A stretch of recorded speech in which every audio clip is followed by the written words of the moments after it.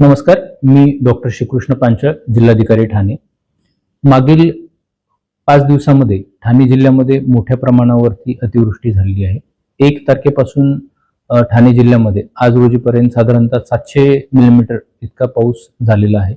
आणि जुलै महिन्यामधील जेवढा सरासरी पाऊस पडतो तो साधारणतः या 5 ते 6 दिवसामध्ये पूर्ण पाऊस या जुलै महिन्याचा फक्त या 5 ते 6 दिवसामध्ये झालेला आहे.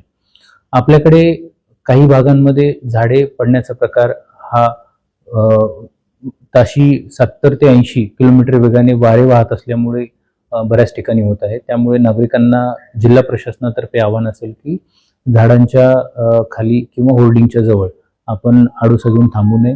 त्याच पद्धतीनं सर्व प्रशासनाने ही जी झाडं असतील, त्याचे फांद्या असतील, असुरक्षित काही होर्डिंग्स असतील ते हटवण्याबाबत मान्सूनपूर्वही काम केल्याने आताही प्रशासन फील्डवरती राहून सर्व महापालिका, नगरपालिका, नगरपंचायत, जिल्हा परिषद आणि जिल्हा प्रशासन हे सर्व एकत्रितपणे याच्यामध्ये काम करत आहे.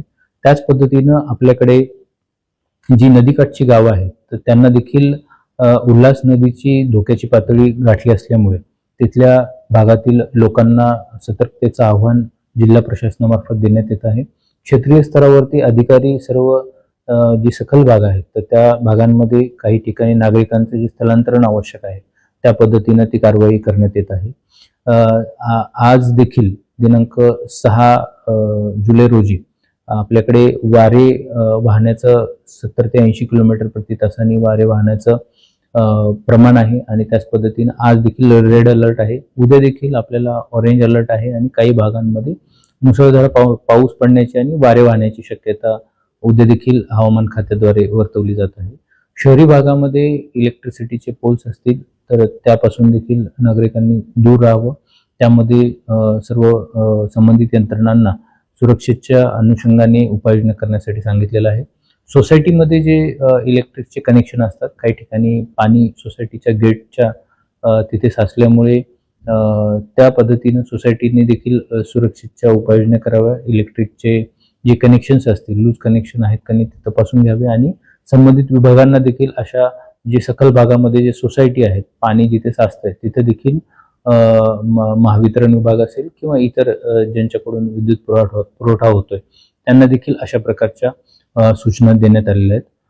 आज जिल्हा प्रशासनाने खाजगी आणि शासकीय आस्थापना यांना अर्धा दिवस दुपारचा हा घरून कामकाज करण्यासाठी किंवा अर्ध्या दिवसाची सुट्टी देण्याचं प्रशासनाने जाहीर केलेलं आहे.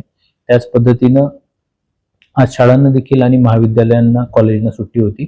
तर जास्तीत जास्त नागरिकांनी घरामध्येच राहून आवश्यकता असेल तेव्हाच बाहेर पडावे आणि हीच खबरदारी उद्या देखील सर्व नागरिकांनी पाळावी असं आवाहन जिल्हा प्रशासनाच्या तर्फे करण्यात येत आहे.